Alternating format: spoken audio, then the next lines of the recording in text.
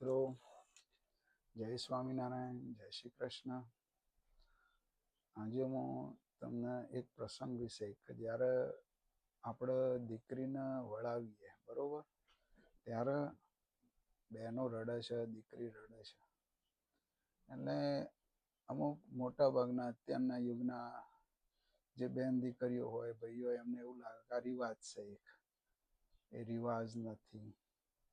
હકીકતમાં એવું છે કે જે દીકરી જે ઘરની અંદર જન્મી, મોટી થઈ, સંસ્કાર મળ્યા, મા બાપે હોમણ અનાજ ખાઈને મોટી કરી, એ દીકરીનો આજે એ ઘર સાથેનો છેડો તૂટી રહ્યો છે. એ છેડો પૂરો થઈ જાય છે એટલે એનો છેડો તૂટી જાય છે. હવે એનો બીજા ઘરે છેડો જોડાવા જઈ રહ્યો છે. અને એટલા માટે જ વરરાજાના ખેસને અને દીકરીની જે સાડી હોય ને એને ગોઠ મારવામાં આવે છે. કારણ કે પહેલા શું હતું, દીકરી જે ઘરમાં જન્મી એ એક સળંગ સાંધા વગરનું એક કાપડ હોય ને એ રીતનું હતું. પણ હવે આ દીકરી એ સાંધામાંથી છૂટું પડીને, એ સળંગમાંથી છૂટી પડીને હવે એનો સાંધો થવા જઈ રહ્યો છે. શું કે જેવી રીતે સીધું કાપડ હોય, એના આખું સળંગ કાપડ હોય, એને કાપવું હોય તો કાતરની જરૂર પડે બરોબર. ગાંઠને ખોલવા માટે કાતરની જરૂર ના પડે.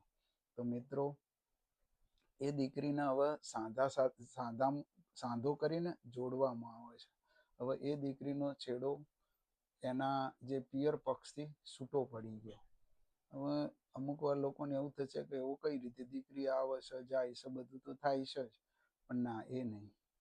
એ દીકરી જાય ખરી, પણ અમુક ટાઈમ રહે ને એટલે ઓટોમેટિક મમ્મી પપ્પા એમ જ કહે કે બેટા, તું તાર સાસરી જતી નથી તે તારે કઈ પ્રોબ્લેમ છે? તરત પૂછશે બધા. કેમ? કારણ કે આ ઘર સાથેનો એનો નાતો હવે તૂટી ગયો છે. એક મહેમાન બનીને આવશે હવે દીકરી. એ દીકરીનું જે ઘર હતું એ ઘર નહીં, હવે એનું મહેમાન ગતિ થઈ ગઈ. એટલે એ દીકરી જ્યારે સાસરીમાંથી પોતાના પિયર પક્ષમાં જાય ત્યારે એક મહેમાન બનીને જાય છે. એટલે જે નાતો છે એ તૂટી જાય છે. શું? એટલે મિત્રો, એટલા માટે જે ફેમિલીનું જે નાતો કનેક્શન હતું, મમ્મી પપ્પા ભાઈ બહેન, આ બધું એ બધું છૂટું પડી જાય છે. કારણ કે દીકરીને પછી સાસરીના નિયમોનું પાલન કરવું પડે છે. એટલા માટે એ દીકરી રડે છે. એટલે આ તો મેં વિડીયો એટલા માટે મૂક્યો કે અત્યારના યુગની જે યંગ જનરેશનને ખબર ના હોય કે વળાવતી વેરા દીકરી કેમ રડે છે. તો એટલે એના જે નાતો હતો, એનો ઘરના પ્રત્યેનો, પિયર પ્રત્યેનો નાતો હતો, એટલે એનો એન્ડ આવી જાય છે. એ બધી એની મર્યાદાઓ આવતી જાય.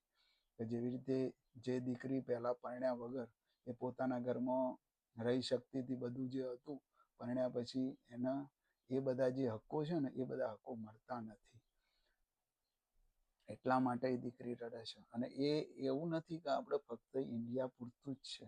આ આખી દુનિયાની અંદર છે. દુનિયાની કોઈ પણ દીકરી હોય, એ જ્યારે સાસરે જાય એટલે એના પિયરનો પક્ષનો નાતો છે એ તૂટી જાય છે. એટલા માટે એ દીકરી રડે છે.